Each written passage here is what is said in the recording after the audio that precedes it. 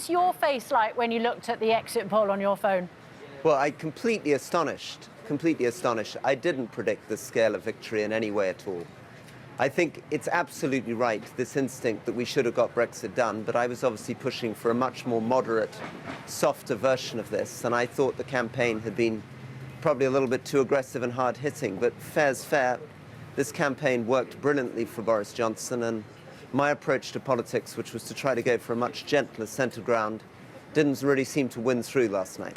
I mean, in the end, Rory, you were wrong, right? Absolutely, Piers. I have a vision that the way to win elections is in the centre ground of politics, and I fought hard against the idea that Boris and Jeremy, who I thought were at the extremes, I didn't think that's the kind of country Britain is. But you're absolutely right, in the election last night, yet again, people thought these very simple slogans, pumping forward without much detail, and that's the thing that frustrates me, it won. But we still need to ask how. Again and again, the problem with British politics at the moment is everybody says what they want to do, they want to get Brexit done, but there's not much how. Well, there's not much detail on this. Except that, of course, for 3 years, those who voted Leave have been told you didn't know what you were doing, you didn't understand what you were doing, and that's why we need a second vote. We've actually just had a second vote, and it turned out they did know what they were doing, and they did know why they were voting for it. And in the end, this country voted 3.5 years ago to leave the European Union, and only now have we got a mandate to do that with somebody who actually wants to deliver it. And to everybody else, isn't it time that everybody else crying for people's votes and second referendums and all the rest of it, revoking Article 50, isn't it time everybody just shut up, and I say that as a Remainer myself, sucked up the fact that we lost and move on? I couldn't agree more with you, Piers. I was somebody who voted Remain, but from the moment of that vote, I accepted it. I've never believed in a second referendum. I believed in that democratic vote. I just believed that we needed to do it in a sensible way and in a moderate way. But the basic insight, people voted to leave, they deserve to leave, is fundamental, and it's fundamental for the way our democracy works. And as you said, that result last night just reconfirms that even more. You've been a popular politician, and people were sad when you decided you were going to exit stage left. Given that the Conservatives are now going to be there for a long time, are you tempted now to revoke your own retirement and come back into political life? Well, what I'm going to do, Piers, I'm going to run as an independent for Mayor of London, because I think there's a lot to be done. Where I think the future of politics is in helping people in practical ways, on policing, on transport, on housing.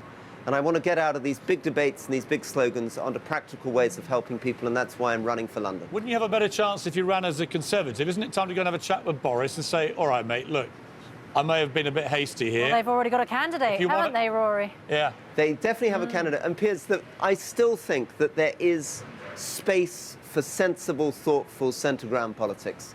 And I'm going to try to make that case for London, because I think in a city, what you want is somebody who can run things and get things done. You don't need so many of the big slogans that you have in national politics. So I'm leaving party politics behind, and I think there is something in independence. Well, the trouble is, we've seen, a number of independents or those who've left the party and then run under other banners, Dominic Grieve, Anna Soubry. Actually, that's not what people want right now. There is a risk in running outside of the party system. There's always a risk, but to be fair, those were people who, unlike me, were campaigning for a second referendum and getting involved in the Brexit thing.